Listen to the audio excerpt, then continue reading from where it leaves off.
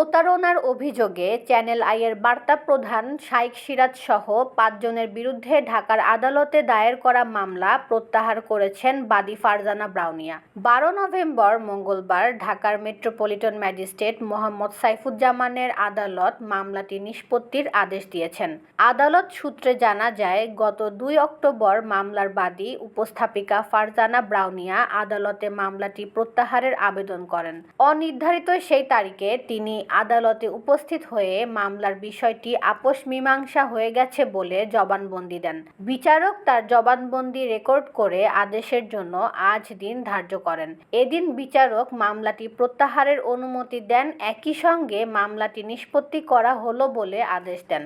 গত ২৫ সেপ্টেম্বর ঢাকার অতিরিক্ত চিফ মেট্রোপলিটন ম্যাজিস্ট্রেট হাসিবুল হকের আদালতে মামলার আবেদন করেন উপস্থাপিকা ফারজানা ব্রাউনিয়া। এ সময় আদালত বাদীর জবানবন্দি রেকর্ড করে অভিযোগের বিষয়ে তদন্ত করে সিআইডিকে প্রতিবেদন দাখিলের নির্দেশ দেন।